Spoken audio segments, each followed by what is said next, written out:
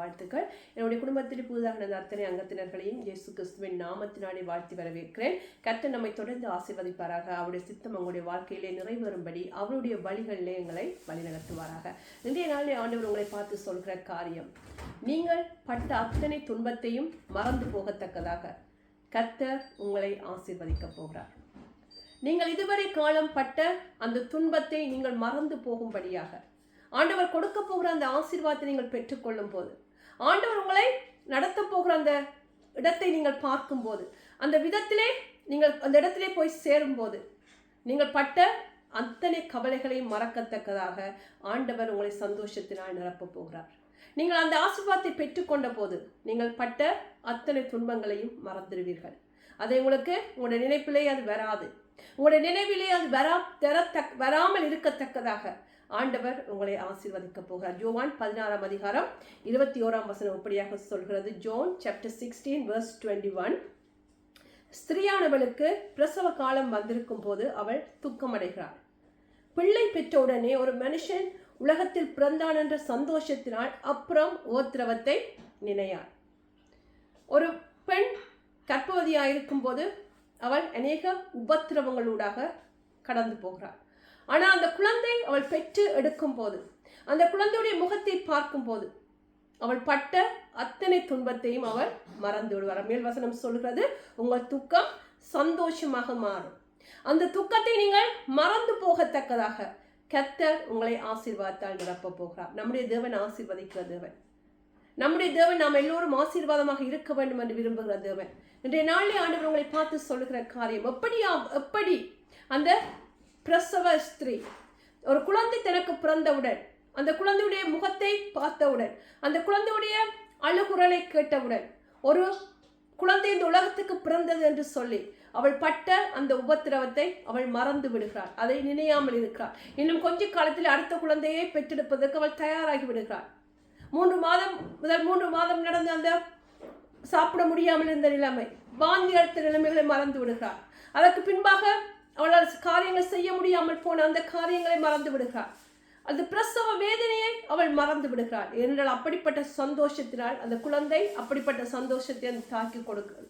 அதே போல ஆண்டவர் உங்களை பார்த்து சொல்கிற காரியம், நீங்கள் பட்ட அந்த உபத்திரவத்தை நீங்கள் மறந்து விடும்படியாக, நீங்கள் கடந்து வந்த அந்த துக்கமான பாதையை நீங்கள் மறந்து விடும்படியாக கர்த்தர் உங்களை சந்தோஷத்தினால் நிரப்ப போகிறார். அந்த ஆசீர்வாதத்தை நீங்கள் பெற்றவுடன் நீங்கள் பட்ட காரியங்களை, துன்பமான காரியங்களை, அல்லது நடந்து வந்த அந்த பாதை, இந்த உபத்திரவத்தின் பாதையை நீங்கள் மறந்து விடத்தக்கதாக ஆண்டவர் உங்களை இந்த நாளிலே ஆசீர்வதிக்க விரும்புகிறார். அப்படியாக இந்த வார்த்தை உங்களுடைய வாழ்க்கையிலே நிறைவேறுவதாக. சங்கீதம் 84 ஒரு காரியத்தை பார்க்கலாம். சங்கீதம் 84 6-7 இப்படியாக சொல்லுகிறது. அழுகையின் பள்ளத்தாக்கை உருவ நடந்து அதை நீரூற்றாக்கி கொள்கிறார்கள். மழையும் குளங்களை நிரப்பும். அவர்கள் பலத்தின் மேல் பலனடைந்து சியோனிலே தேவர் சந்நிதியில் வந்து காணப்படுவார்களாமே. நீங்கள் ஆசீர்வாதத்தின் மேல் ஆசீர்வாதம் பெற்று, தேவனுடைய ஆசீர்வாதத்தின் மேல் ஆசீர்வாதம் பெற்று அவருடைய சந்நிதியிலே நீங்கள் நாட்டப்பட்டவர்களாக இருக்கும்படியாக, கனி கொடுக்கிறவர்களாக இருக்கும்படியாக கர்த்தர் இந்த நாளிலே உங்களை ஆசீர்வதிக்க விரும்புகிறார். இங்கே சொல்லப்பட்ட காரியம் என்ன? அவர்கள் அழுகையின் பள்ளத்தாக்கை உருவ நடக்கிறார்கள். அதன் ஊடாக ஆண்டவர் நடத்துகிற அந்த பாதையினூடாக அவர்கள் நடக்கிறார்கள். ஆனால் முடிவிலே அவர்களுக்கு மகிழ்ச்சியான நீரூற்றாக்கி கொள்கிறார்கள். அந்த முடிவு அவர்களுக்கு மகிழ்ச்சியான நீரூற்றாய் இருக்கிறது. கர்த்தர் அப்படியாக உங்களை ஆசீர்வதிப்பாராக. யோபுடைய வாழ்க்கையில இந்த காரியத்தை நாங்கள் எடுத்து பார்க்கலாம். யோபு 41 அதிகாரம் 10 இப்படியாக சொல்லுகிறது. யோப் 42:10. யோபு தன் சிநேகிதருக்காக வேண்டுதல் செய்த போது கர்த்தர் அவன் சிறையிருப்பை மாற்றினார். யோபுக்கு முன் இருந்த எல்லாவற்றை பார்க்கிலும் இரட்டத்தனியாக கர்த்தர் அவனுக்கு தந்தருளினார். ஆமென். அவன் அந்த ஆசீர்வாதத்தை பெற்றுக்கொண்ட போது, இரட்டத்தனியான ஆசீர்வாதத்தை அவன் பெற்றுக்கொண்ட போது, அவன் தான் கடந்து வந்த அந்த துக்கத்தை மறந்திருப்பான். அப்படியாக கர்த்தர் அவனை ஆசீர்வதித்தார். ஒருவேளை இழந்ததை மாத்திரம் ஆண்டவர் கொடுத்திருந்தார் என்று சொன்னார். அவன் பட்ட கஷ்டத்துக்கு, அவன் கடந்து வந்த பாதைக்கு, பிசாசுடைய சோதனை அவன் சகித்ததற்கு, பிசாசுடைய சோதனையை சகித்து ஆண்டவரிலே நம்பிக்கையாக இருந்ததற்கு அவனுக்குரிய அந்த பலன், அந்த ரிவார்ட் கிடைக்காமல் போயிருக்கும்.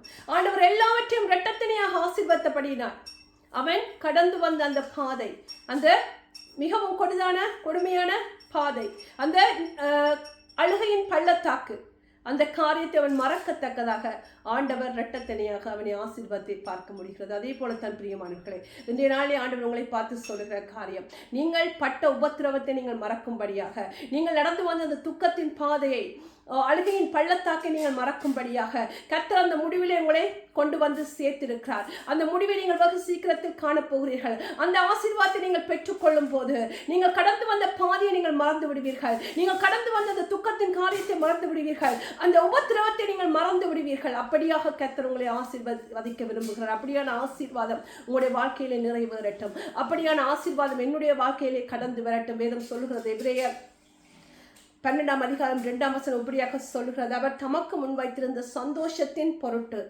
அவமானத்தை எண்ணாமல் சிலுவையை சகித்து தேவனுடைய சிங்காசனத்தின் வலது பார்சத்தில் வீற்றிருக்கிறார். ஆண்டவராகிய இயேசு கிறிஸ்து சிலுவையை சகித்தார். தனக்கு முன் வைத்திருக்கிற சந்தோஷத்தின் பொருட்டு அவமானத்தை அவர் சகித்தார், சிலுவையை சகித்தார்.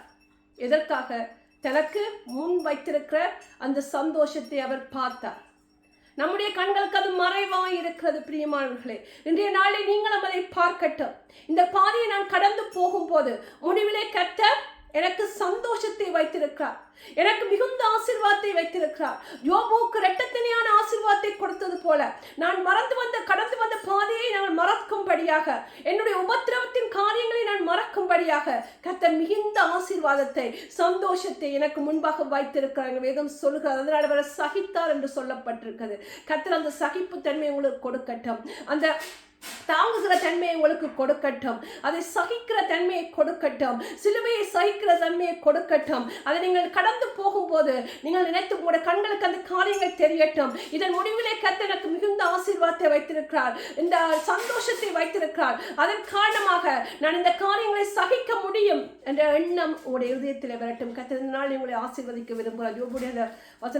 யோபுடைய புத்தகத்தில் நாங்கள் 1ஆம் அதிகாரத்தை பார்க்கும்போது சாத்தான் ஆண்டவரை சவால் விட்டதை நாங்கள் பார்க்க முடிகிறது.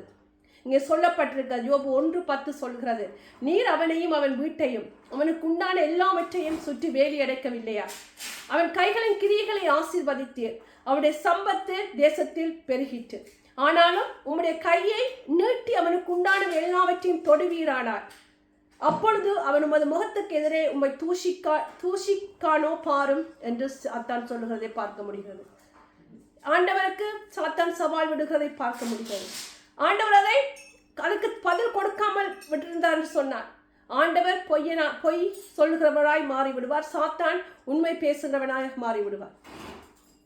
ஆண்டவர் இந்த காரியத்துக்கு பேசாமல் இருந்திருப்பார் என்று சொன்னார். சாத்தான் உண்மை உள்ளவனாக இருந்திருப்பார், ஆண்டவர் பொய் பேசுகிறவராக இருந்திருப்பார், உண்மை இல்லாதவராக மாறியிருப்பார். அதனால் ஆண்டவர் யோபுடைய வாழ்க்கை இந்த காரியத்தை அனுமதித்தார். பல சமயங்களே கர்த்தர் நம்முடைய வாழ்க்கையிலே காரியங்களை அனுமதிக்கிறார். வேதம் சொல்லுகிறது, உங்களுடைய திராணிக்கு மேலாக அவர் எந்த காரியத்தையும் அனுமதிப்பதில்லை. நாங்கள் தாங்கக்கூடிய அளவு எவ்வளவு என்று ஆண்டவருக்கு தெரியும், எங்களுடைய கெப்பாசிட்டி எவ்வளவு என்று ஆண்டவருக்கு தெரியும். சோதனையோடு கூட தப்பி போகிற போக்கையும் காட்டுகிறவன் நம்முடைய தேவன். ஒருவேளை நீங்கள் இந்த காரியத்தினூடாக நடந்து போவீர்கள் என்று சொன்னார், ஏன் ஆண்டவரே என்று கேள்வி கேட்பீர்கள் என்று சொன்னார், இந்த காரியத்தை ஆண்டவர் உங்களுக்கு நினைப்பூட்ட விரும்புகிறார். அவர் தனக்கு முன்னிருந்த சந்தோஷத்தின் பொருட்டு அவமானத்தை எண்ணாமல் சிலுவையை சகித்தார் என்று சொல்லியிருக்கபடியாக நீங்கள் இந்த காரியத்தினூடாக கடந்து சொல்லும் போது அவர்கள் அழுகையின் பள்ளத்தாக்கை உருவ நடந்து அதற்கு ஊடாகத்தான் ஆண்டவர் அவர்கள் நடத்தினார். ஏனென்றால் முடிவிலே அவர்களுக்கு நீர் ஊற்று உண்டு. அப்படியாக கர்த்தர் இந்த நாளில் உங்களை ஆசீர்வதிப்பாராக. நீங்கள் பட்ட துன்பங்கள் எல்லாவற்றையும் மறந்துவிடத்தக்கதாக, நீங்கள் கடந்து வந்த பாதைகள் எல்லாவற்றையும் மறந்துவிடத்தக்கதாக, உங்களுடைய உபத்திரவங்கள் எல்லாவற்றையும் மறந்துவிடத்தக்கதாக கர்த்தர் உங்களை இந்த நாளில் ஆசீர்வதிப்பாராக. ஆமென். கர்த்தர் நமக்கு புதிய ஒரு வாரத்தை கொடுத்திருக்கிறார். இந்த வாரத்தை நாங்கள் ஒப்பு கொடுத்து கர்த்தரிடத்தில் ஒப்பு கொடுத்து எல்லோருமாக நாங்கள் ஜெபிப்போம். 2 பேர் தாங்கள் வேண்டிக் கொள்கிற காரியத்தை குறித்து பூமியிலே ஒருமனப்பட்டிருந்தார், பரலோகத்தில் இருக்கிற பிதாவினால் அது அவர்களுக்கு உண்டாகும் என்று சொல்லி இருக்கபடியாக கர்த்தர் கடந்த வாரம் முழுவதும் எங்களை ஆசீர்வாதமாக வழி நடத்தினார். அவருடைய கரம் எங்களோடு கூட இருந்தது. எல்லோருமாக சேர்ந்து இந்த மாதத்தை நாங்கள் ஆசீர்வதித்து அறிக்கை செய்து ஜெபிக்க போகிறோம். கர்த்தர் ஒரு காரியத்தை நாங்கள் அறிக்கை செய்தார், அது எங்களுக்கு அப்படியே ஆகும் என்று சொல்லப்பட்டிருக்கிறது. இந்த வாரம் நமக்கு மிகவும் ஒரு ஆசீர்வாதமான வாரமாக இருக்கட்டும். கர்த்தாவே நன்றி செலுத்துகிறோம். போன வாரத்துக்காக உமக்கு நன்றி செலுத்துகிறோம். போன திங்கட்கிழமை முதல் ஞாயிற்றுக்கிழமை வரை கர்த்தாவே உம்முடைய வெள்ளக்கரம் எங்களோடு கூட இருந்தது, உம்முடைய பாதுகாப்பு எங்களோடு கூட இருந்தது. எங்களை சரியான வழியிலே நடத்தினீர், எங்கள் மேல் கண் வைத்து நீர் ஆலோசனை சொன்னீர். கர்த்தாவே கர்த்தாவே. எங்களை சரியான வழியிலே நடத்தினீர், அதற்காக உமக்கு நன்றி. உம்முடைய பாதுகாப்புக்காக நன்றி. உம்முடைய ப்ரொடெக்ஷனுக்காக, ப்ரொவிஷனுக்காக நாங்கள் நன்றி செலுத்துகிறோம். உம்முடைய தூதர்கள் எப்போதும் எங்களை சுற்றி பாளையம் முறக்க நீர் கட்டளையிட்டபடினால் உமக்கு நன்றி செலுத்துகிறோம். இந்த வாரத்தை உமது கரத்திலே நாங்கள் ஒப்புக் கொடுக்கிறோம். திங்கட்கிழமை முதல் ஞாயிற்றுக்கிழமை வரை ஒவ்வொரு நாட்களும் எங்களுக்கு ஆசீர்வாதமான நாட்களா இருக்கட்டும்.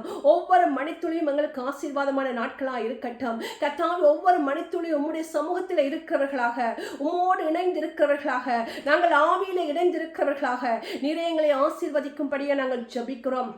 ஒவ்வொரு பிள்ளைகளும் இந்த வாரத்திலே நல்ல செய்திகளை கேட்கட்டும். எதற்காக ஜபித்துக் கொண்டு இருக்கிறார்களோ அந்த பதிலை நிமிடத்திலிருந்து அவர்கள் பெற்றுக் கொள்வார்களாக. என்னென்ன காரியங்கள் அவர்களுடைய இதயத்தில் இன்னும் உறுத்தி கொண்டு இருக்கிறதோ கர்த்தாவே, அதிலே நீரே கிளியாத்தின் பிசிந்தாயினம் என்று சொல்லப்பட்டிருக்கிறது.